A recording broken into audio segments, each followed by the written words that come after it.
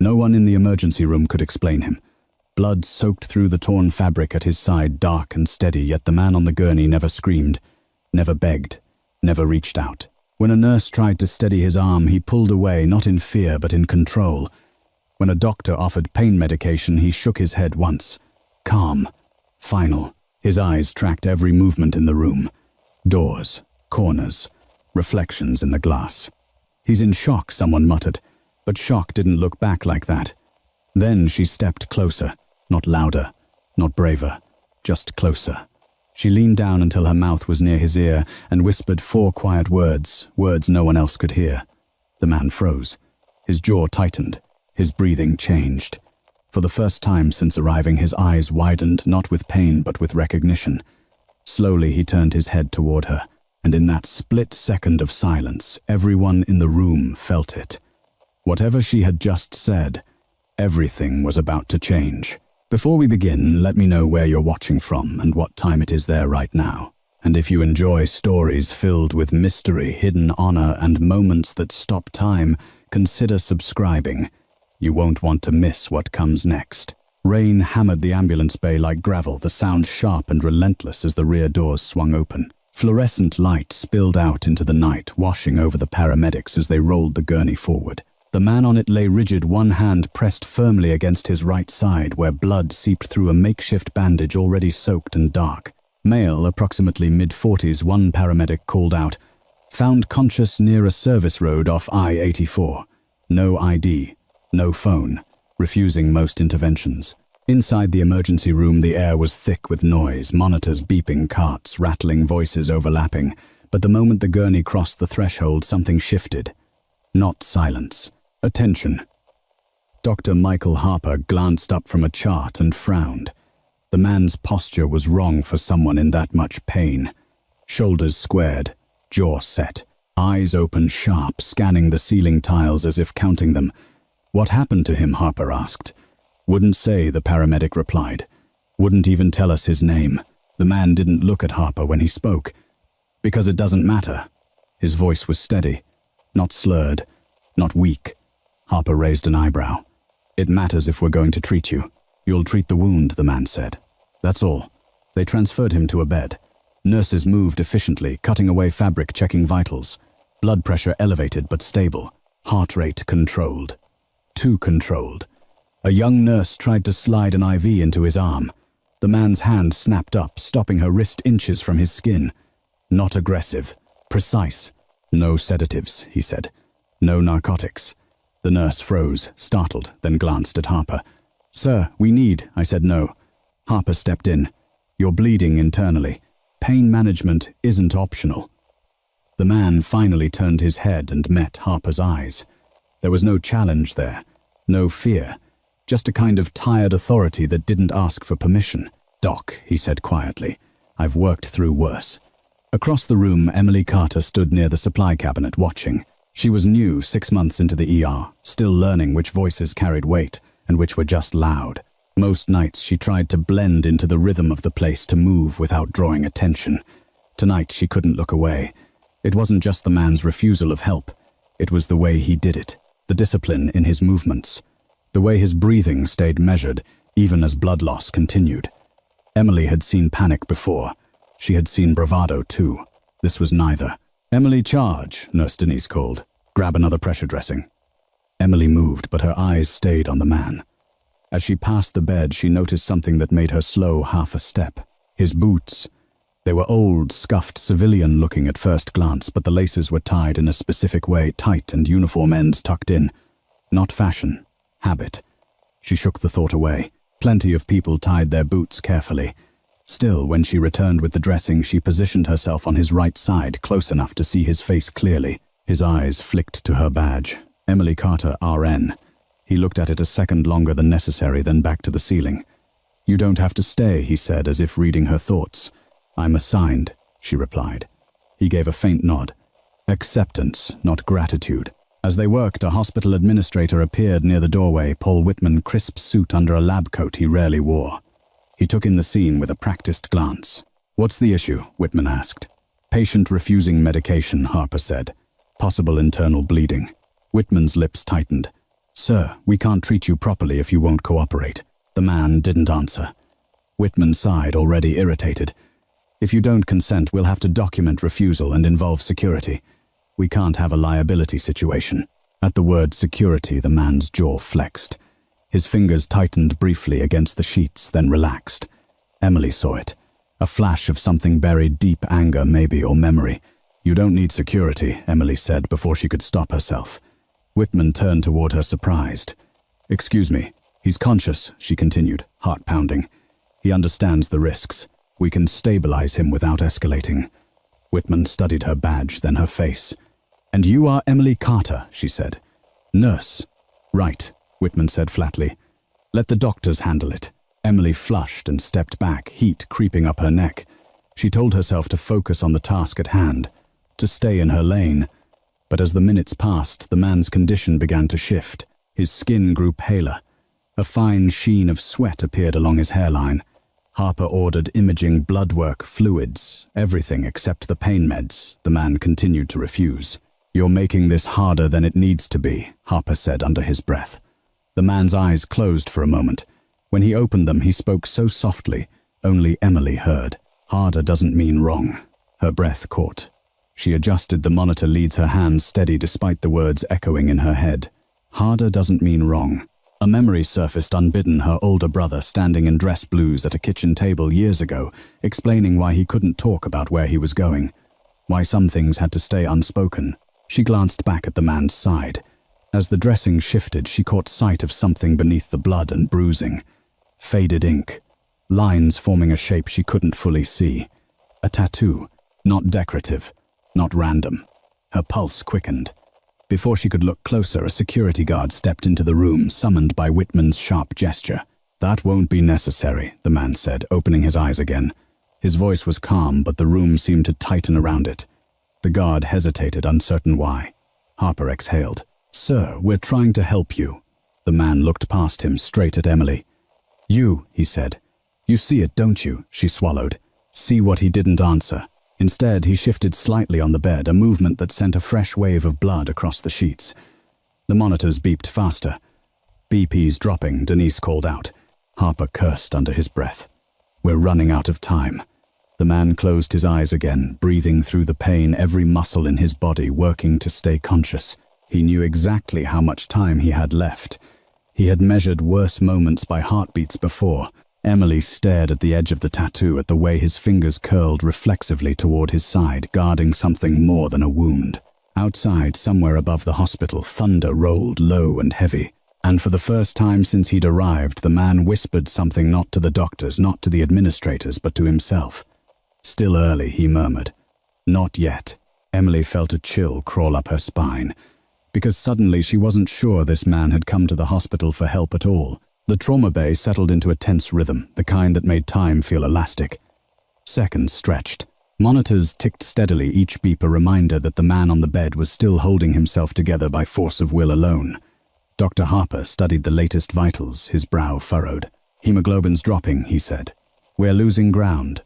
Paul Whitman folded his arms near the foot of the bed, irritation etched into every line of his posture.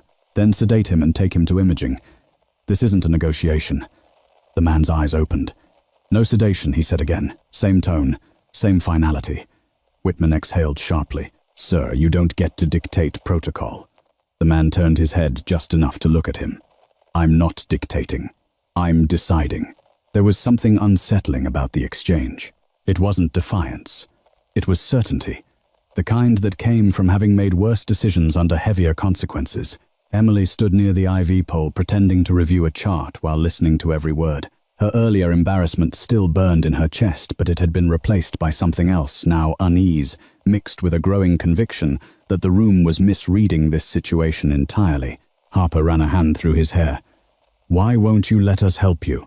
For a moment, the man said nothing. His gaze drifted toward the ceiling lights, then to the far corner of the room where the shadows gathered. "Because help," he said slowly, "comes with questions, and questions come with answers," Whitman snapped. "That's how this works." A faint, humorless smile touched the man's lips. "Not always." Emily caught the movement of his left hand then. As a nurse adjusted the sheet, the fabric slipped just enough to expose more of his right side. The tattoo she'd glimpsed earlier came into clearer view. It wasn't a name or a symbol meant to be seen. It was old, faded, almost to the color of scar tissue partially obscured by bruising, a series of numbers and letters arranged in a way that felt deliberate, not a date, not coordinates. Her heart began to pound. She'd seen something like it before years ago when her brother came home on leave. He'd been careful to keep his sleeves down, but once by accident, she'd seen the ink near his ribs. He'd covered it immediately, eyes sharp, warning unspoken. "You didn't ask about those markings." Emily swallowed and looked up at the man's face. His eyes were closed again, jaw clenched as another wave of pain rippled through him. He never cried out, never asked for relief. Emily Denise whispered, stepping closer. "You okay?" Emily nodded automatically, though her mind raced. She wanted to ask him about the tattoo, about the boots, about the way he'd reacted to the word security, but she knew better. Whatever this was, it wasn't something you dragged into the open under fluorescent lights. Whitman checked his watch. "We're burning resources here," he said. "If he won't cooperate, we need to document refusal and move on." "That could kill him," Harper said. Whitman shrugged. "Then that's his choice." The words landed heavily in the room. Emily felt a surge of anger she hadn't expected. She'd learned quickly that ER work meant hard calls and limited time, but this felt different. This felt like someone being dismissed because he didn't fit neatly into the system. The man opened his eyes again and looked straight at Whitman. "You're worried about liability," he said quietly. "I'm worried about timing." Timing of what Harper asked. The man didn't answer. Instead, he shifted slightly, his hand brushing against the edge of the tattoo as if checking its position. His breathing hitched for half a second, then steadied again. Emily stepped closer, her voice low. "Sir, can you tell us what happened?" He studied her face as if weighing something invisible. "I was driving," he said. "Someone didn't want me to get where I was going." "That's it," Harper pressed. "That's enough." Harper sighed. "We need to know if this was an assault." "A crash. A gunshot." The man hesitated, then nodded once. "Close." Whitman scoffed. "That's not an answer." The man's gaze flicked to him sharp now. "It's all you're getting." A tense silence followed. Even the monitors seemed to soften their beeping as if the room itself were listening. Emily felt it again, that sense that there was more at stake here than a single patient refusing care. She thought of her brother's letters, always vague, always careful. Of the way he'd once said, half joking, "If I end up in a hospital, I hope no one asks too many questions." At the time, she'd laughed. Now she wasn't laughing. "Dr. Harper," Denise said quietly. "CT's ready, but we need consent." Harper looked at the man. "If you bleed out, none of this matters." The man's lips pressed into a thin line. "If I go under," he said, "and don't wake up on my own terms, it matters more than you think." Emily leaned in, unable to stop herself. "You're afraid of something," she said softly. He looked at her again, really looked at her as if seeing past the scrubs and badge to whatever lay beneath. "I'm not afraid," he said. "I'm responsible for what she asked." He didn't answer. Instead, he closed his eyes, a subtle signal that the conversation was over. Whitman straightened. "That's it," he said. "I'm calling security to assist with restraint if necessary." Emily's stomach dropped. Before anyone could move, the man's eyes snapped open. "No," he said, not loud, not threatening, but the word carried weight. The security guard at the door hesitated, hand hovering near his radio. Something in the man's voice had cut through protocol and training alike. Harper raised a hand. "Let's slow this down." Whitman glared at him. "We don't have time to slow down." The man exhaled slowly, then turned his head toward Emily once more. His gaze was steady, searching. "You said your name was Emily," he said. "Yes." He nodded as if filing the information away. "If it comes to it," he said, "you'll know what to say." Her pulse spiked. "What do you mean?" His lips curved in the faintest hint of a smile. "You already see it." Before she could respond, a sudden alarm sounded from the monitor. Harper cursed and moved quickly to the bedside. "Pressure's dropping fast," Denise said. "We're losing him." The room exploded into motion. Orders barked.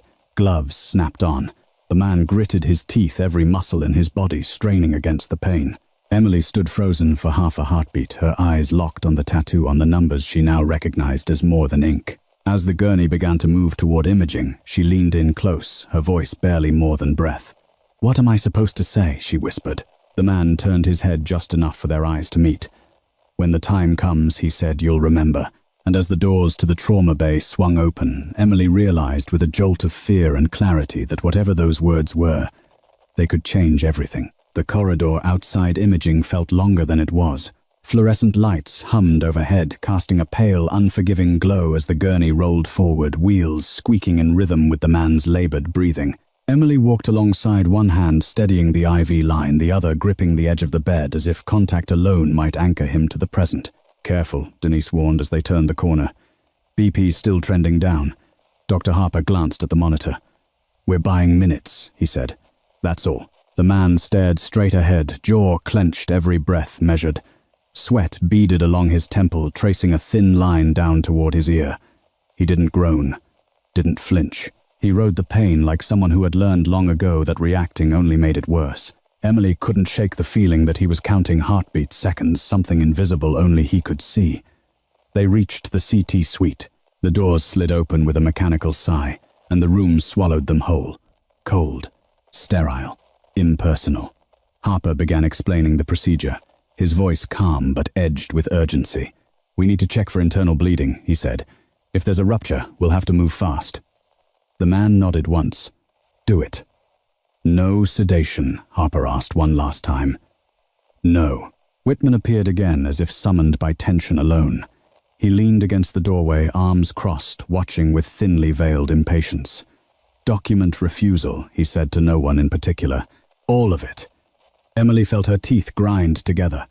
She helped transfer the man onto the imaging table, careful not to jostle his side. As the machine began to whir, she caught sight of the tattoo again, more clearly now. The numbers weren't random. They followed a pattern she recognized from half-remembered conversations, from things her brother had never quite said out loud. Unit codes. Her chest tightened. The scan took longer than anyone liked. Harper paced near the console, eyes flicking between the screen and the patient. Denise murmured updates into a radio. Whitman checked his phone, already half distracted. Then Harper stopped pacing. "Damn it," he muttered. Emily's heart leapt. "What?" He pointed at the screen. "Liver laceration. Active bleed. We need surgery." Whitman straightened. "Then prep the ore." Harper hesitated. "He hasn't consented to anesthesia." Whitman's patience snapped. "We're past that. This is life-saving." The man spoke before Harper could respond. "No ore." Harper turned to him sharply. "You'll die without it." "Not yet," the man said. "And not like that." Emily stared at him, disbelief mixing with a strange rising dread. "Why?" she asked. "Why won't you let us help you?" His eyes found hers, steady, even now. "Because if I go under," he said, "I can't control what happens next." Whitman scoffed. "This isn't a movie. No one's after you." The man didn't look at him. "You're wrong." The room fell quiet, the hum of the CT machine suddenly loud. Harper rubbed his temples. "Listen," he said carefully, "I don't know what you think is coming, but if you bleed out on my table, none of it matters." The man's lips pressed together. For the first time, uncertainty flickered across his face, not fear, but calculation. "How long?" he asked. Harper blinked. "How long until what?" "Until I lose consciousness." Harper glanced at the monitor. "At this rate, 10 minutes, maybe less." The man closed his eyes briefly, then opened them. "Then we wait." Whitman laughed, a sharp, humorless sound. "This is insane." "Get out," the man said. Whitman's smile vanished. "Excuse me, you're not needed," the man continued, voice calm but carrying an edge that made Emily's skin prickle. "You don't belong in this room." Whitman bristled. "This is my hospital." The man turned his head, slowly meeting Whitman's gaze. "Not tonight." For a moment no one spoke. Then Harper exhaled. "Paul, give us a minute." Whitman stared at him. "You can't be serious." "I am," Harper said. "If nothing else, he deserves a moment." Whitman hesitated, then stepped back, muttering under his breath as he left the room. The door slid shut, sealing them in. Emily felt the shift immediately. The air seemed heavier, charged. The man's breathing grew more labored, his hand gripping the edge of the table, now knuckles white. "You don't have much time," Harper said quietly. "I know," the man replied. He turned his head toward Emily. "That's why you need to listen." Her pulse thundered in her ears. "I'm listening." He swallowed the effort visible. "There's a call that's going to come in," he said. "Not to this room, to the hospital. When it does, people are going to panic." Harper frowned. "What kind of call?" The man ignored him, eyes fixed on Emily. "They'll ask for a name," he continued. "They won't use it. They'll ask for a code." Emily's mouth went dry. What code? His breathing hitched. Pain carved lines into his face, now breaking through his control. "The one you saw." Her mind raced. "Why me?" "Because you won't misuse it," he said. "And because you already know what it means to keep quiet." She thought of her brother again. Of the silences that had stretched between them, full of things she wasn't allowed to ask. "What happens if I say it?" she asked. A faint smile touched his lips. "Everything changes." The monitor beeped faster. Denise stepped closer, concern etched into her face. "We're losing him," she said softly. Harper moved to the bedside. "We can't wait much longer." The man's eyes fluttered, then focused again with effort. "When they ask," he said, voice barely audible, "now you tell them." He paused, breath shuddering. Emily leaned in, heart in her throat. "Tell them," what he whispered, the unit code, low, precise, each character enunciated despite the pain. The sound of it sent a chill through her. It was exactly what she'd feared, exactly what she'd hoped it wasn't. "I can't say that," she whispered. "I don't have authority." He met her gaze, unwavering even now. "You have more authority than you think." The monitor alarm shrieked, suddenly sharp and urgent. "Pressure's crashing," Denise said. "He's about to pass out." Harper swore. "That's it. We're taking him to the OR." The man's hand tightened around Emily's wrist, surprisingly strong. His eyes bored into hers, desperate now, stripped of all pretense. "Promise me," he said. "Promise you won't say it until they ask." Her throat closed. "I promise." His grip loosened. Relief flickered across his face just for a second. Then his eyes rolled back, his body going slack as consciousness finally slipped away. The room erupted into motion. Orders flew. Hands moved fast. The gurney was already rolling toward the OR when the overhead speakers crackled to life. "Attention," a voice announced. "Incoming call for hospital administration. Priority line." Emily froze mid-step, the unit code echoing in her mind. Her promise weighed heavy on her chest. And somewhere deep down, she knew this was only the beginning. The overhead announcement seemed to linger in the air long after the words had finished echoing. Priority line. Emily stood frozen just outside the OR doors as the team rushed the unconscious man inside. The heavy doors swung shut with a final hiss, sealing him away. For a brief moment, all she could hear was the thudding of her own heartbeat, loud and uneven, as if her body were still trying to catch up with what her mind already knew. Denise touched her arm. "Emily, you okay?" She nodded automatically. "Yeah, just adrenaline." Denise gave her a searching look but didn't press. "They've got him.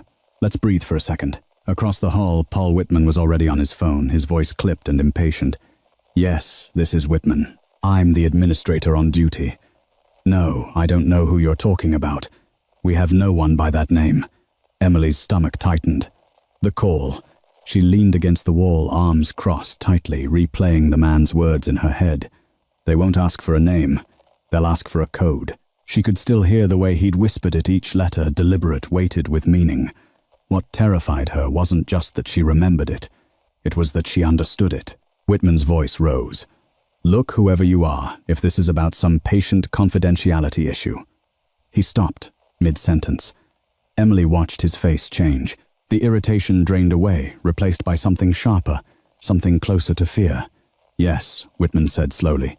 "Yes, I'm here." A pause. "No, I'm not familiar with that designation." Emily's pulse hammered. The designation, not a name. Whitman's gaze flicked down the corridor, sweeping past nurses and residents until it landed on her. He looked away just as quickly, but the moment had passed. He knew someone in this building knew more than he did. "I'll need clarification," Whitman said into the phone, forcing steadiness into his voice. "I can't release information based on—" He went silent again. When he spoke this time, his voice was lower. "Understood." He ended the call and stood there for a moment, staring at the blank screen of his phone, as if it had just delivered bad news he couldn't yet process. Denise whispered, "What's going on?" Whitman straightened, smoothing his jacket. "Nothing that concerns you." But his eyes betrayed him. They were alert now, calculating. "Where is the patient?" he asked. "In surgery," Denise replied. "Dr. Harper's operating." Whitman nodded once. "I need to make a few calls." He turned and walked briskly toward the administration offices, heels clicking sharply against the tile. Emily exhaled shakily. Promise you won't say it until they ask. They hadn't asked her, not yet. The waiting area outside the OR filled with a tense, restless energy. Nurses spoke in hushed tones. A resident paced, scrubbing his hands together over and over. The clock on the wall seemed to move too slowly each second, stretching into something heavy and unbearable. Emily sat down, her hands clasped tightly in her lap. Her mind replayed every detail she'd noticed, the boots, the tattoo, the way the man had reacted to the word security. None of it felt coincidental now. Emily, Dr. Harper's voice startled her. She looked up. He'd stepped out of the OR mask, pulled down around his neck, lines of strain etched deep into his face. "How is he?" she asked. "Stable for now," Harper said, "but it's touch and go. We're controlling the bleed, but he lost a lot of blood before we got him in." Emily swallowed. "He told me something before he passed out." Harper studied her carefully. What kind of something? She hesitated. This was the moment she'd been trained for, and the one she'd never expected. Patient confidentiality, chain of command, all the rules that kept chaos at bay. "He said there would be a call," she said finally, "and that it would matter." Harper's brow furrowed. "A call from who I don't know," she admitted, "but it already came." Harper followed her gaze down the hall toward the now empty corridor where Whitman had disappeared. "Did he tell you anything else?" Emily's fingers tightened around each other. "He trusted me," she said, "with something important." Harper sighed, fatigue heavy in his shoulders. "Emily, if there's information that could help us treat him, it's not about treatment," she said, surprising herself with the firmness of her voice. "It's about timing." Harper searched her face for a long moment. Then he nodded slowly. "All right," he said. "I trust your judgment." The words landed with unexpected weight. Trust. The same thing the man had placed in her just minutes before. An hour passed. Then another. The OR doors opened and closed as staff rotated in and out. Emily barely moved, afraid that if she did, she might miss something. Another announcement, another call, another shift in the air that told her the moment had arrived. Finally, the overhead speakers crackled again. "Attention administration and attending staff," the voice said. "Please report to Conference Room B immediately." Emily's heart dropped into her stomach. Conference Room B was rarely used at night. When it was, it meant something serious had happened, something that required closed doors and careful words. Denise looked at her. "That's Whitman's floor." Emily stood legs unsteady. "I should go." Denise frowned. "Why you? I don't know," Emily said honestly. "But I think I need to be there." She made her way down the corridor, every step feeling heavier than the last. Outside the conference room, she paused, hand hovering over the door handle. Voices murmured inside, low, tense, unfamiliar. She took a breath and stepped in. Whitman stood at the head of the table, flanked by two men Emily didn't recognize. They weren't hospital staff. Their posture alone gave that away too, still too aware. Whitman looked up sharply when he saw her. "What are you doing here?" Before she could answer, one of the men turned toward her. He was older, his hair graying at the temples, his expression unreadable. "Emily Carter," he said. Not a question. Her stomach clenched. "Yes." He nodded. "You were with the patient when he arrived?" "Yes." "And you spoke with him before surgery?" She hesitated, then nodded again. "Yes." The man exchanged a glance with his companion. "Did he say anything?" "Specific," Whitman cut in sharply. "She's just a nurse. She wouldn't." The man raised a hand, silencing him without a word.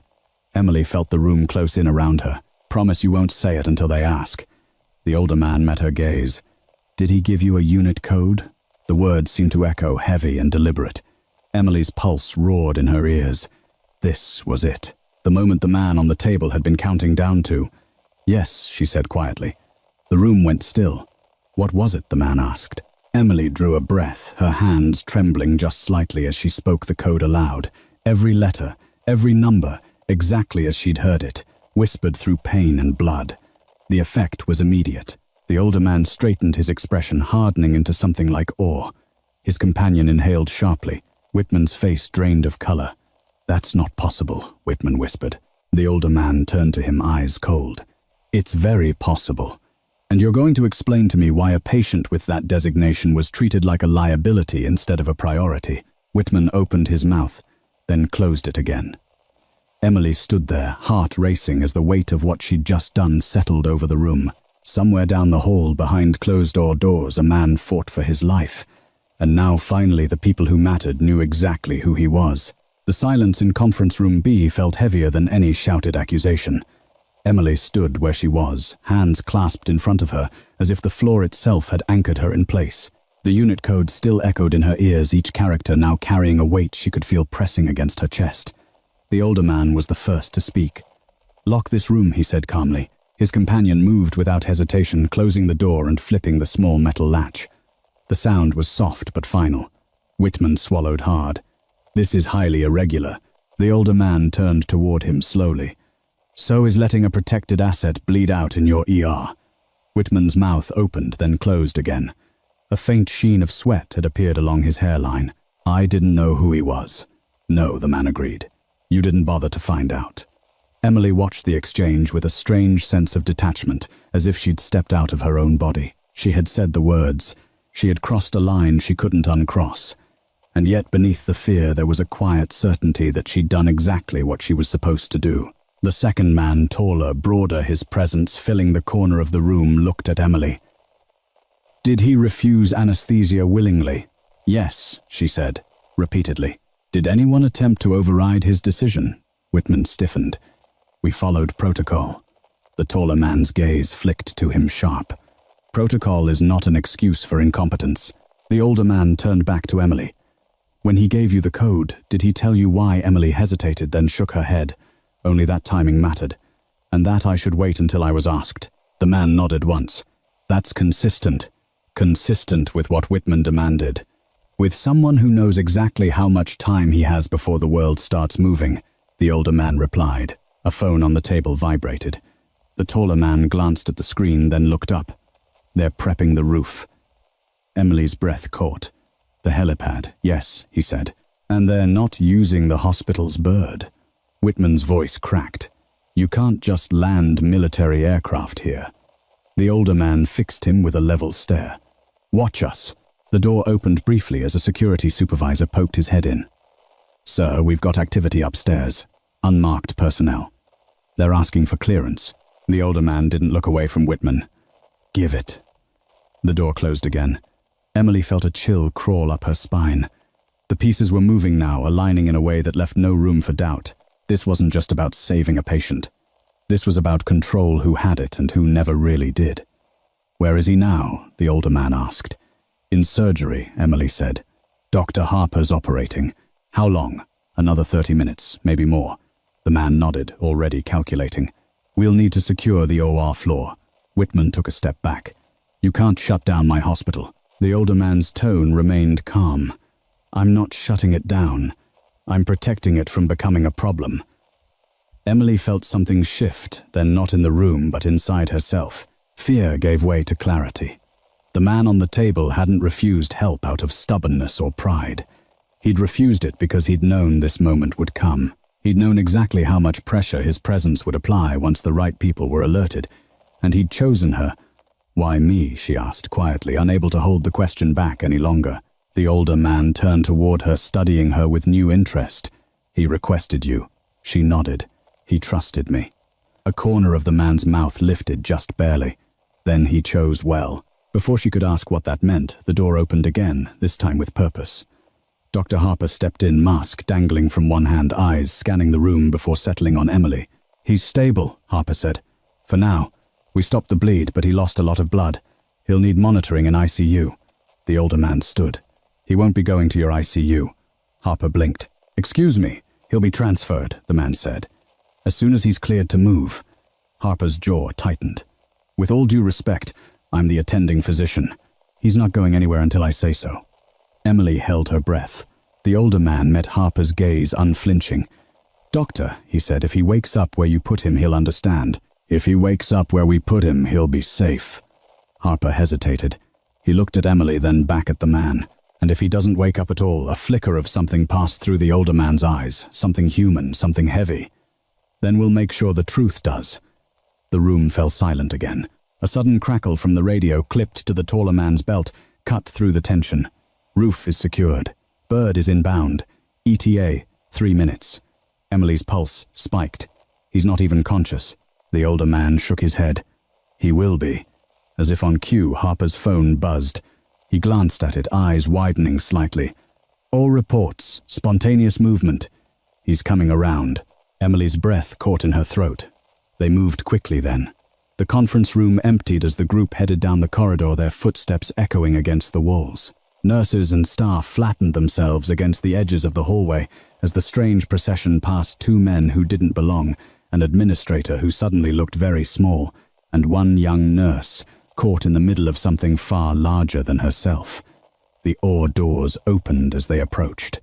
Harper stepped inside first, then gestured Emily forward.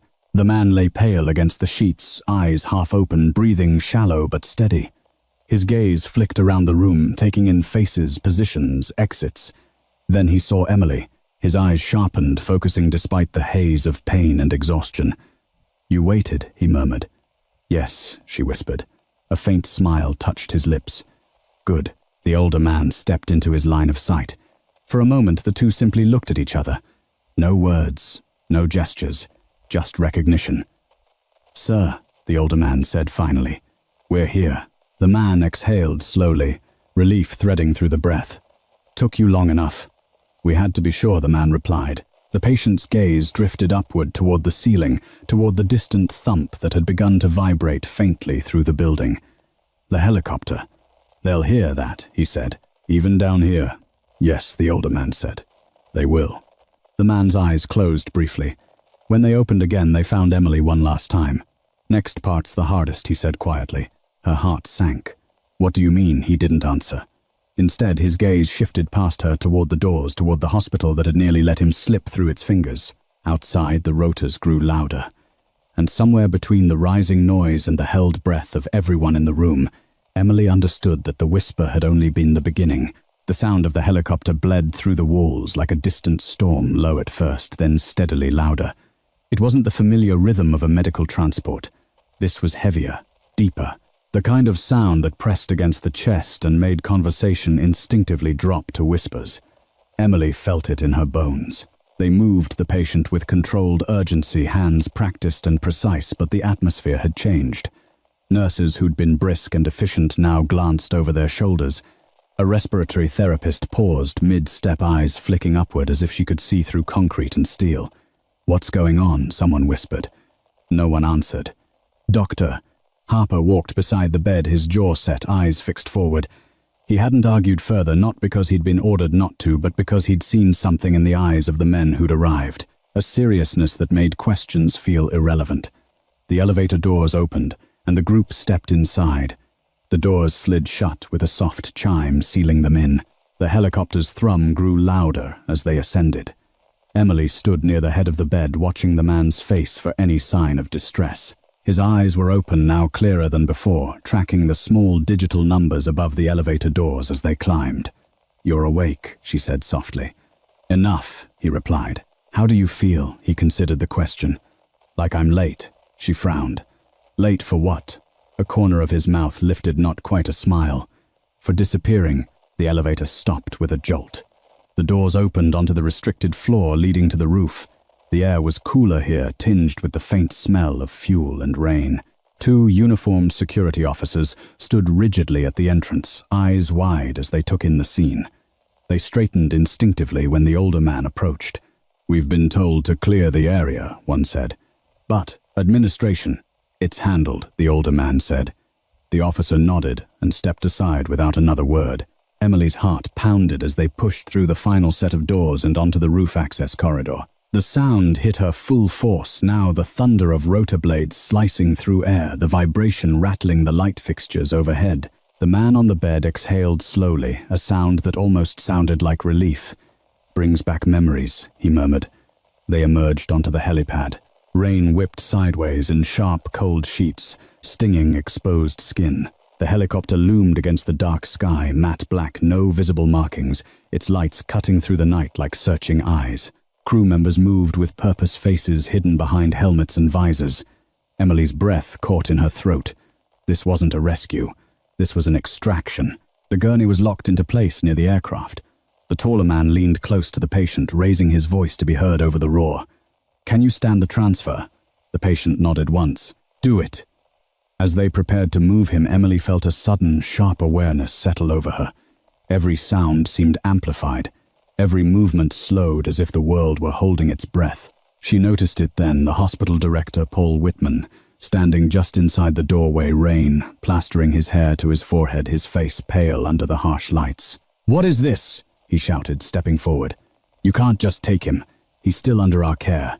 The older man turned toward him, rain streaking down his coat. "Not anymore." Whitman's voice shook. "Do you have any idea what kind of scrutiny this will bring?" The patient shifted slightly on the bed, wincing as pain flared through his side.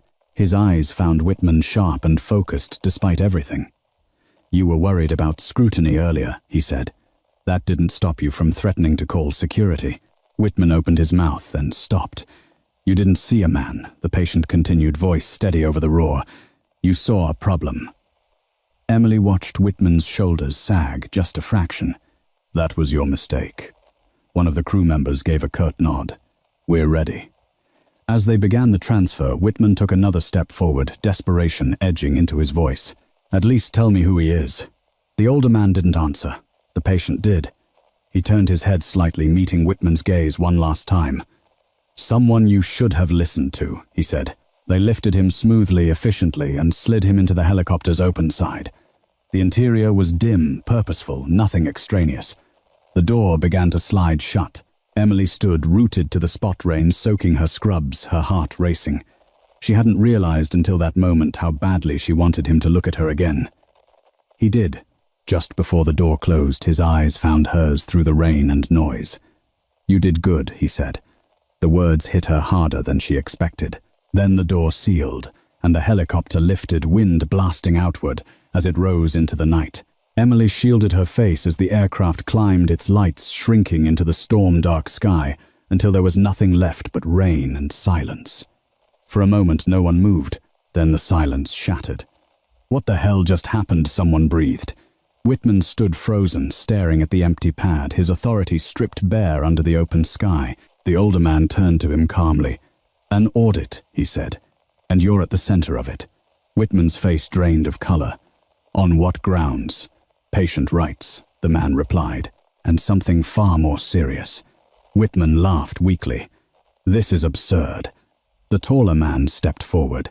"You documented refusal without assessing competency. You escalated to security without cause. You threatened restraint on a protected individual." Whitman's laugh died in his throat. "Protected," he whispered. Emily felt a chill. The word landed like a verdict. The older man glanced toward her, then back to Whitman. "And there's the matter of how your staff was treated when they raised concerns." Whitman's gaze flicked to Emily again, this time with something like fear. "She's just a nurse," he said. The older man's eyes hardened. "She's a witness." The rain began to ease, the storm retreating as suddenly as it had arrived. The helipad lights hummed softly, illuminating the wet concrete where moments ago a life had hung in the balance. Denise stepped up beside Emily, her voice low. "Are you okay, Emily?" Nodded slowly. "I think so." Denise studied her. "You sure?" Emily looked out at the empty sky, at the place where the helicopter had vanished. Her hands were still trembling, but beneath the shock something steadier had taken root. "Yes," she said. "I'm sure." Behind them, the older man pulled out his phone. "Begin phase 2, he said quietly. Whitman flinched. Phase 2 of what? The man slipped the phone back into his pocket. "Accountability." Emily felt the weight of the word settle over the roof, heavier than the rain, heavier even than the helicopter's shadow. And as they turned back toward the hospital, she realized the man had been right. The whisper had changed everything. But the consequences were only just beginning. The hospital felt different after the helicopter left.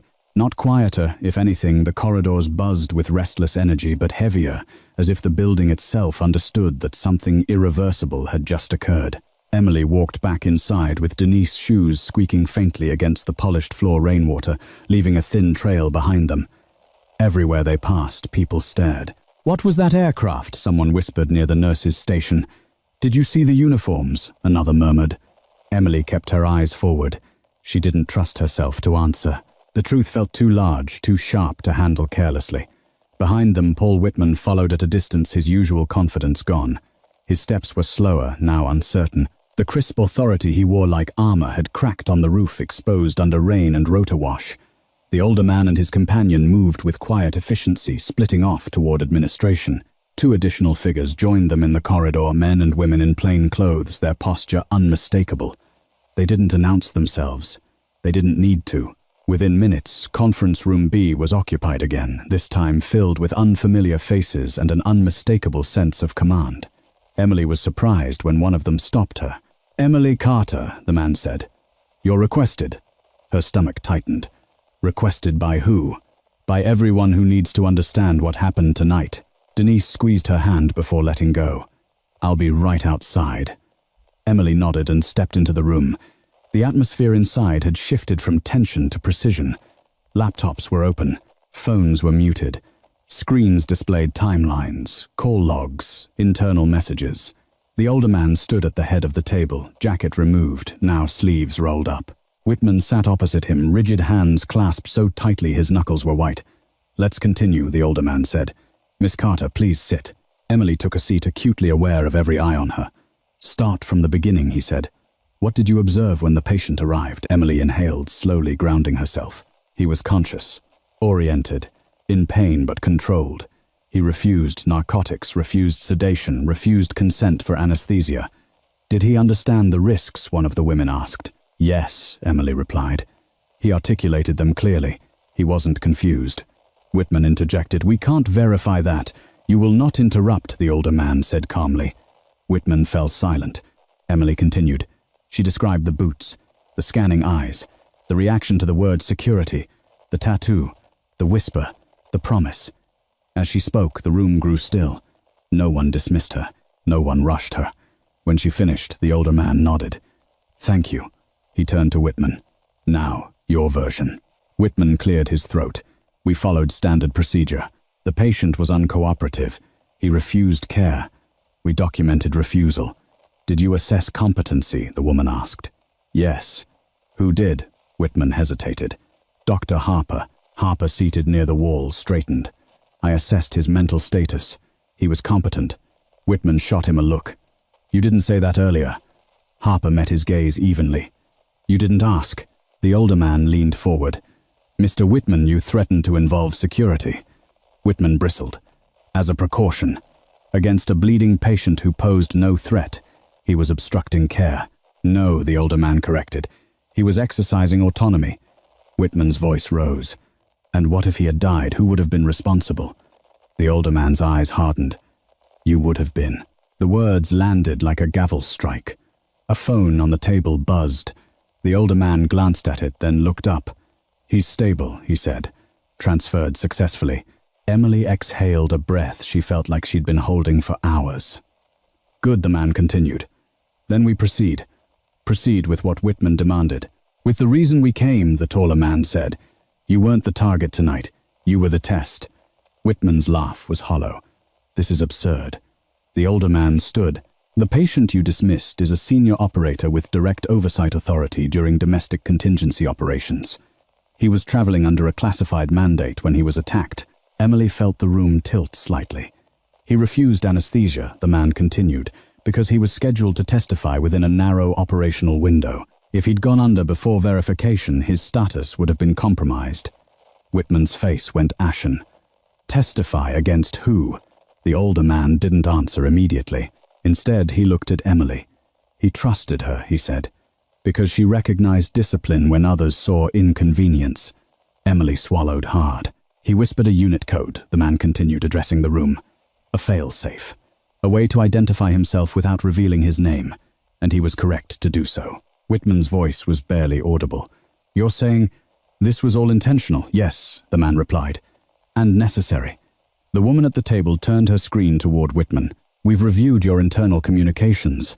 The way your staff's concerns were dismissed. The language you used." Whitman stared at the screen. His own words stared back at him. "Liability risk. Escalate if necessary. Document refusal and move on." "This isn't about one patient," the older man said. "It's about a pattern." Whitman pushed back from the table. "You can't do this. I run this hospital." The taller man stood as well. "Not anymore." Silence fell. "You're being placed on administrative leave, effective immediately," the older man said. "Pending a full investigation." Whitman's mouth opened. then closed. His eyes darted around the room, searching for support. There was none. "You made a choice tonight," the older man continued. "You chose convenience over care, authority over listening." He turned, slightly gesturing toward Emily. She chose differently. Whitman's gaze snapped to her resentment and disbelief mingling. She broke protocol. She upheld ethics, the woman said. Whitman's shoulders slumped, the fight draining out of him. "What happens now?" The older man's voice was calm, final. "Now, we ensure this never happens again." Outside the conference room, the hospital continued its nightly rhythm patients, arriving monitors beeping lives, balancing on thin lines of chance and skill. But inside, something fundamental had shifted. Emily stood slowly as the meeting drew to a close, legs unsteady. The older man approached her. "You did exactly what you were supposed to do," he said quietly. "I just listened," she replied. He nodded. "That's rarer than it should be." As she stepped back into the corridor, Denise was waiting, eyes wide.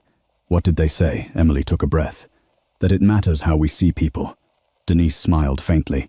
"Looks like you were right to speak up." Emily glanced down the hall toward the elevators, toward the sky beyond the roof she couldn't see anymore.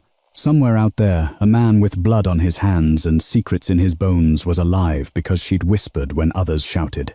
And as the night pressed on, the hospital slowly began to understand what it meant to be truly watched. The conference room emptied in stages, the plainclothes officials leaving first, their movements quiet and deliberate. Laptops snapped shut.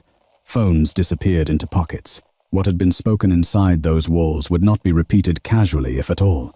Emily stepped back into the corridor, her legs heavy, her thoughts even heavier. Denise fell into step beside her without speaking, sensing that questions could wait. Around them, the ER continued to function, but the tone had shifted. Conversations were hushed.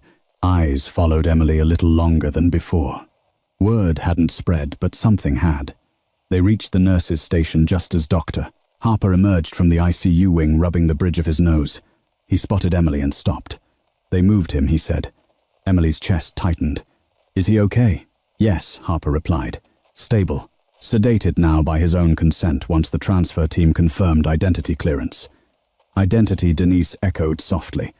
Harper nodded once. "He asked about you." Emily's heart skipped. "What did he say? He wanted to make sure you weren't in trouble." The words hit her harder than anything else that night. She let out a shaky breath she hadn't realized she was holding. "He's not worried about himself," Harper added quietly. "That should tell you something." Before Emily could respond, a ripple moved through the hallway, subtle but unmistakable. Staff straightened. Conversations cut off mid-sentence. A man in a dark uniform stepped out of the elevator, followed by two others. Their presence didn't announce itself loudly, but it carried weight, the kind that bent a room without touching it. The first man was older, his hair silver at the temples, his posture relaxed in a way that suggested complete confidence. The insignia on his collar was small, almost understated, but unmistakable to those who knew. A general. Emily felt Denise's fingers tighten around her arm. They stopped at the nurse's station. "Dr. Harper," the general said, extending a hand. "Thank you for your work tonight." Harper accepted the handshake, clearly startled. "Of course, sir." The general turned his attention to Emily. His gaze was sharp, but not unkind. Evaluating, "You must be Emily Carter." "Yes, sir," she said, her voice steady despite the pounding in her chest. He nodded. "I wanted to thank you personally." "For," she began. "For seeing what others didn't," he said, "and for knowing when to speak and when not to." Denise's eyes widened. Harper looked between them, piecing things together. The general gestured toward the ICU wing. "May we?" Emily nodded and led the way. As they walked, staff pressed themselves discreetly against the walls, eyes wide. No one stopped them. No one questioned. Inside the ICU room, the hum of machines was steady, almost soothing. The man lay still now, lines of exhaustion etched deep into his face. Tubes and monitors surrounded him, but the tension that had clung to him earlier was gone. The general stepped closer to the bed and rested a hand briefly on the rail. "He's out of surgery, out of danger," he said quietly. "He'll recover." Emily swallowed. "Who is he?" The general looked at her for a long moment, considering. Then he nodded as if coming to a decision. "His name won't be in any report you'll see," he said. "But you deserve to understand the scope of what you stepped into. He turned slightly, ensuring the door was closed. He's a senior field commander, the general continued. Former special operations. Currently embedded in a joint oversight task force that reports directly to the top. Emily's breath caught. He was en route to deliver testimony tied to an internal investigation, the general said. One that involves compromised logistics, misused authority, and people who assumed they were untouchable, Denise whispered, and someone tried to stop him. Yes, the general said. The attack wasn't random. It was meant to delay him just long enough. Emily glanced at the man's unconscious face. That's why he refused anesthesia. The general nodded. If he'd been rendered unconscious before verification, his chain of custody would have been disrupted, his testimony delayed, possibly lost. And the unit code, Emily said softly. That was his proof. His failsafe, the general confirmed. A way to identify himself without compromising classified information. Only a handful of people know those codes. Fewer still would recognize them. Emily felt a chill. My brother, she murmured before she could stop herself. The general's gaze sharpened. Your brother served. Yes, she said. He had a tattoo like that. He never talked about it. The general nodded slowly. Then you understand why he trusted you. Emily's throat tightened. The general straightened and turned to Dr. Harper. The hospital will receive formal notice regarding tonight's events. There will be reviews. Changes. Harper nodded. And Whitman. The general's expression hardened. His authority ended the moment he chose intimidation over care. That investigation will move forward. Silence settled over the room, broken only by the steady beep of the monitor. Emily looked at the man on the bed again, seeing him differently now, not just as a patient, not just as a soldier, but as someone who had carried too much for too long. Will he remember? She asked. What happened here? The general smiled faintly. He remembers everything. That's part of the burden. As if on cue, the man's fingers twitched. His brow furrowed slightly. A quiet sound escaped his throat as he shifted, fighting his way back toward consciousness. Emily stepped closer instinctively. His eyes fluttered open, unfocused at first, then slowly sharpening. He took in the room, the machines, the faces, the general without surprise. Guess I missed the quiet part, he murmured hoarsely. The general chuckled softly. You always do. The man's gaze moved until it found Emily. It lingered there, steady despite the fog of medication. You kept your word, he said. Yes, she replied. They asked. He nodded, once satisfied. Good.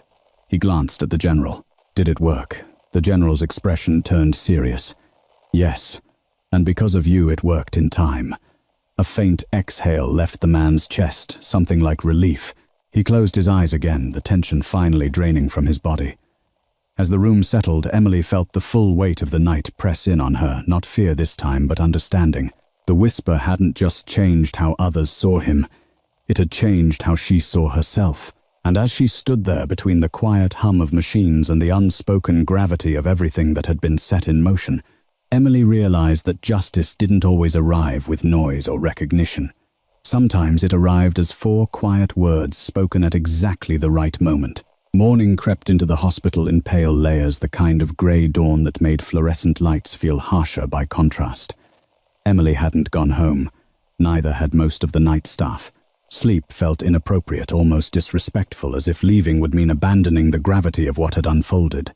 The ICU remained guarded quietly, professionally. No one said the word military, but everyone felt it. 2 unfamiliar men stood near the entrance, hands folded, eyes alert. They didn't interfere. They didn't need to. Emily stood at the nurse's station when Paul Whitman reappeared. He looked like a man who hadn't slept. His suit jacket was gone, tie, loosened hair, still damp from rain or sweat. The confidence that once radiated from him had thinned to something brittle. Emily, he said. She turned slowly. Denise stiffened beside her. Yes, Emily replied. Whitman gestured toward a quiet alcove off the main corridor. I need to speak with you. Emily hesitated, then nodded. She followed him a few steps away, keeping her posture neutral. This didn't have to go this far, Whitman said, lowering his voice. You could have come to me. I did, Emily replied evenly. You told me to stay in my lane. Whitman winced. I was under pressure. So was he, Emily said, and you threatened to call security on him. Whitman exhaled sharply. You don't understand how hospitals work at this level. Emily met his gaze. I understand how people work. For a moment, Whitman looked as though he might argue. Then something in his expression shifted, not anger, but calculation. They're overreacting, he said. These reviews, these investigations, they'll settle down. And when they do, I'll still be here. Emily said nothing. Whitman leaned in slightly. I can make sure this doesn't affect you. Your record. Your future. The implication hung heavy between them. Denise took a step forward, but Emily lifted a hand, gently stopping her. I don't need protection, Emily said. I needed you to listen. Whitman's jaw tightened. Be careful, he warned. People who think they're heroes often end up alone. Emily's voice remained calm. People who ignore warnings usually end up exposed. Whitman stared at her, then turned away abruptly, his footsteps echoing down the corridor. Denise let out a breath. That was something. Emily nodded, though her hands trembled slightly. It's not over. She was right. By mid-morning, the hospital's board representatives arrived, 2 women and a man, all impeccably dressed, all carrying tablets loaded with data. They moved directly into administration offices, followed by the same plainclothes officials from the night before. Meetings began behind closed doors. Staff were called in one by one. Not interrogations, conversations. Questions asked carefully, answers recorded meticulously. Patterns emerged, not just from last night, but from months before. Emily was asked to speak again. This time she wasn't alone. Dr. Harper sat beside her, his presence steady and grounding. Denise waited just outside the door, arms crossed, eyes fierce. Emily told the same story. She didn't embellish. She didn't soften it either. She spoke about autonomy, about listening, about what happened when power chose speed over humanity. When she finished, one of the board members nodded slowly. Thank you, she said. That took courage. I wasn't trying to be brave, Emily replied. I was trying to do my job. Sometimes, the woman said, that's the same thing. Hours later, an announcement went out, not over the speakers, but through official channels. Paul Whitman was formally suspended pending investigation. The reaction was immediate and mixed. Some staff exchanged quiet looks of relief. Others whispered nervously. A few looked stunned. Whitman emerged from the administration wing shortly after, flanked by security, not hospital security this time, but external compliance officers. He didn't struggle. He didn't speak. He walked past the nurse's station without looking at Emily. But she felt his gaze anyway. The hospital settled into a strange calm after that, like the quiet after a storm when debris still litters the ground but the sky has cleared. Emily finally stepped into the ICU again. The man lay awake now, propped slightly upright, color returning slowly to his face. The lines of pain were still there, but softened, controlled. He turned his head when she entered. Morning, he said hoarsely. She smiled faintly. You're supposed to be resting. Couldn't, he replied. Too much noise in my head. She pulled a chair closer to the bed. They're holding him accountable. He nodded, unsurprised. Good. Your testimony, will you still give it? Yes, he said. Soon. She studied him for a moment. They tried to stop you. Yes. Will they try again? A pause. Then, maybe. Emily's chest tightened. And you still won't tell me your name. He smiled slightly. Names complicate things. She returned the smile. So do secrets. He considered that. True. Silence stretched between them, comfortable now. You didn't have to do what you did, he said finally. I did, she replied. Because someone taught me that silence isn't the same as neutrality. He looked at her with something like pride. Your brother? Yes, he nodded once. Good man. Emily swallowed hard. A knock sounded at the door. The general stepped in his presence, commanding as ever. It's time, he said. The man sighed, a mix of resignation and resolve. Figures. He looked at Emily. You changed the timeline. I just whispered, she said. He shook his head. You chose to. As they prepared to move him, Emily stood and stepped back, suddenly unsure where she fit in all of this now. The general paused beside her. There will be reports, he said. Commendations. Emily shook her head. I don't need them. He studied her. That's why they matter. The gurney rolled out quiet and purposeful, headed toward whatever waited beyond the hospital walls. Emily watched until it disappeared around the corner. Justice was moving now. Slowly. Carefully. Unstoppable once set in motion. And for the first time since the night began, Emily felt something close to peace. The hospital changed in ways that weren't announced. There was no ribbon cutting, no press release celebrating reform. But over the next few days, Emily felt it in the small things, the way supervisors paused before dismissing a concern, the way doctors asked nurses for input instead of instructions, the way the word security stopped being used as a threat and returned to being a last resort. Paul Whitman's office stayed dark. A temporary administrator took his place, a woman with steel-grey hair and a reputation for listening longer than she spoke. Her first act wasn't to issue new rules, but to walk the floors. She introduced herself to night shift nurses by first name. She asked residents what scared them most about making mistakes. She asked custodial staff what they noticed when no one else was looking. People noticed that. Emily noticed too. She was restocking supplies when Dr. Harper approached a thin folder tucked under his arm. He looked tired but lighter somehow. They closed the initial findings, he said quietly. Emily paused. And they're not pretty, he replied. For Whitman. Or for a few others. Emily exhaled slowly. Good. Harper studied her. You know there was a time when speaking up like you did would have ended a career. I know, Emily said. That's why I was afraid. And you did it anyway. She shrugged. Someone had to. Harper nodded. Turns out a lot of people were waiting for that someone. Word spread not as gossip but as reassurance. Nurses stopped pulling Emily aside to whisper questions. Instead, they asked openly. Residents began inviting her into conversations she'd never been included in before. None of it felt like praise. It felt like recalibration. She returned to the ICU later that afternoon. The room where the man had lain was empty now. Sheets changed, machines silent. The space felt oddly larger without him, as if something essential had passed through and left a vacuum behind. Emily stood there longer than necessary, her thoughts drifting back to his steady gaze, the way he'd measured time not in minutes, but in consequences. You won't see him again, Denise said gently from the doorway. Emily turned. I know. Denise smiled faintly. You okay with that? Emily considered the question. I think I am. Denise leaned against the doorframe. You did something important. I did what I could, Emily replied. That's the part people forget, Denise said. That what you can is usually enough. As Emily left the ICU, her phone vibrated in her pocket. She frowned. Few people had her number outside of work. The message was short, unmarked. He made it. Her heart skipped.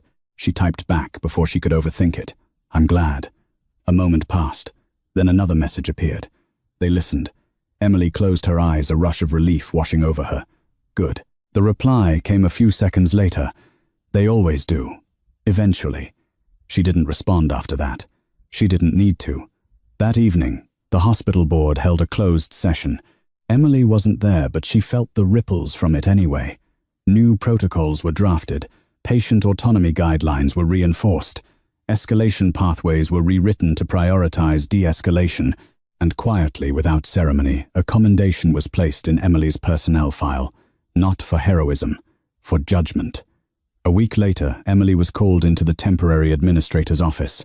The woman looked up from her desk and smiled. I won't keep you long, she said.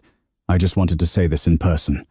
Emily sat, hands folded in her lap. You reminded this institution of something it nearly forgot, the administrator continued. That authority is meaningless without humility. Emily nodded, unsure what to say. There's an opening, the woman added. Clinical ethics liaison. It's new. Part-time at first. Emily's eyes widened. Me, yes, the administrator said. You listen well, and you don't confuse silence with agreement. Emily felt the weight of the offer settle in. I'll think about it. I hope you do, the woman replied. That night, Emily drove home under a sky washed clean by rain. The city lights blurred softly through her windshield. For the first time in days, the tension in her shoulders eased. At home, she pulled out an old photo from a drawer, her and her brother on a sunlit porch years ago. He was in uniform. She was laughing at something he'd said. She thought of the tattoo she'd seen on the man's side, of the way recognition had flickered between them without words. Thank you, she whispered to both of them. Her phone buzzed once more. Tomorrow, the message read. Testimony. Emily stared at the screen. You'll be okay, she typed. The reply came slower this time. So will you. She set the phone down and sat back, letting the quiet fill the room. Justice, she had learned, wasn't loud. It didn't announce itself with applause or sirens. It moved forward because someone chose to notice, chose to speak, chose to listen when others didn't. And sometimes it moved because a man who refused everyone's help trusted a woman brave enough to whisper the right words at the right moment. Outside, the night settled gently over the city. Inside the hospital, the work continued, changed, recalibrated, more careful than before. And somewhere beyond, both the final pieces were falling into place. Tomorrow would decide everything. The morning of the testimony arrived without ceremony. No sirens, no headlines, just a pale sky and a city moving through another ordinary day, unaware of how close it had come to something far worse. Emily was already awake when the sun broke through the clouds, sitting at her kitchen table with a cup of coffee gone cold in her hands. She hadn't slept much, not from fear but from anticipation. At the hospital, the atmosphere was subdued but alert. The temporary administrator's presence had become routine now, her calm authority settling into the building like a steady pulse. Staff nodded to Emily as she passed, not with reverence but with something closer to respect, the kind that came from shared experience rather than hierarchy. Emily checked in at the nurse's station, then paused. She didn't need to go to the ICU today. Instead, she walked to the small chapel, tucked away near the east wing. It was usually empty at this hour, a quiet place meant for reflection rather than answers. She sat in the back pew, hands folded loosely, and let the silence work on her. She thought of the man's face the first time she'd seen him, controlled, guarded, refusing help, not because he didn't need it, but because he couldn't afford the wrong kind. She thought of how close he'd come to losing consciousness before the right people knew who he was, and she thought of how easily he could have been dismissed. Across town, in a secured federal building, the man sat upright at a long table, dressed in plain clothes that did nothing to diminish his presence. His injuries were still fresh bandages hidden beneath fabric, but his posture was steady, composed. The room was full. Investigators, oversight officials, legal counsel, faces that had once appeared only in sealed briefings now sat in open view. Recording devices blinked red, capturing every word. "Please state your designation," one of the officials said. The man inhaled once deeply. Then he spoke. He didn't raise his voice. He didn't dramatize. He didn't need to. He laid out timelines, names, decisions that had been made quietly, justified as necessary, buried beneath layers of bureaucracy. He spoke of compromised supply chains of authority wielded without accountability, of people who believed themselves untouchable because no one had ever forced them to explain themselves. As he spoke, notes were taken. Glances were exchanged. Phones vibrated discreetly as messages were sent and received. The machinery of justice began to move, not quickly but decisively. Back at the hospital, Emily returned to her shift. A young patient cried as an IV was placed. An elderly man joked weakly with a nurse about hospital food. Life continued fragile and stubborn as ever. Midway through the afternoon, Denise leaned across the counter. "You hear anything?" Emily shook her head. "Not yet." Denise smiled. "Whatever happens, you did your part." Emily nodded, but her thoughts were elsewhere, on a quiet room, far away, on words being spoken that couldn't be taken back. When her phone buzzed, she felt it immediately. One message. "It's done." Her chest tightened. "How did it go?" she typed. The reply took longer this time. They didn't interrupt. Emily closed her eyes, a slow smile spreading across her face. She knew what that meant. In rooms like that, silence wasn't absence, it was acknowledgement. "I'm glad," she wrote.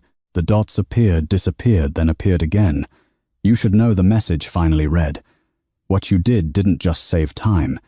It saved people who will never know your name." Emily swallowed hard. "That's okay," she replied. "They don't need to." Her shift ended just after sunset. As she walked out of the hospital, the sky burned orange and gold, the last light reflecting off the helipad railing above. She paused for a moment, looking up at the empty pad. No helicopter this time. Just wind. She thought of the first night again, of rain, of rotors, of a whisper that had turned the world slightly on its axis. At home, Emily changed into comfortable clothes and sat by the window, watching the city lights flicker on. Her phone remained silent now. The story had moved beyond her reach, carried forward by systems larger than any one person, and that was as it should be. The next morning, news broke quietly. A federal inquiry announced. Several officials placed on leave. Contracts suspended pending review. No names released yet, but enough confirmation to send a ripple through institutions that had grown complacent. At the hospital, a brief email followed. "We are committed to restoring trust, transparency, and accountability." Emily read it once, then closed her laptop. Trust wasn't restored with emails. It was restored in moments. In listening. In restraint. In knowing when a whisper mattered more than an order. A week later, Emily stood once more in the ICU hallway, not as a nurse this time, but as an observer. A new patient argued softly with a resident, insisting he didn't need pain medication. Emily watched the exchange unfold differently now. The resident listened, asked questions, adjusted. Progress wasn't loud, but it was real. That evening, her phone buzzed one last time. "I'm disappearing again," the message read. "For a while." Emily smiled softly. "Take care." The reply came almost immediately. "You already did." She set the phone down and let the quiet settle around her. The man who had refused everyone's help had gotten what he needed, not because he demanded it, but because someone recognized the weight behind his silence. And the woman who had whispered his unit code returned to her life changed, not because she'd sought recognition, but because she'd chosen integrity when it mattered most. The hospital lights dimmed as night fell. And somewhere between those walls and the unseen places where justice continued, its slow work balance had been restored quietly, deliberately, and for once in time. Some of the most important moments in life don't arrive with applause or authority. They arrive in silence when someone is hurting, misunderstood, or dismissed, and all the world seems too busy to notice. It's easy to assume that power always announces itself, that truth demands volume, that justice requires force. But sometimes the real turning point is a choice made quietly to listen, instead of label, to respect, instead of control, to act with integrity, even when no one is watching. The man in this story survived because he held on to his honor. The woman changed everything because she trusted her instincts and her conscience. Neither sought recognition, neither needed it. And that's the lesson. You don't have to outrank someone to matter. You don't have to shout to be heard. And you don't have to be certain of the outcome to do what's right. If this story moved, you share where you're watching from and what time it is there right now. And if you believe quiet courage still matters in this world, consider subscribing. More stories like this are on the way.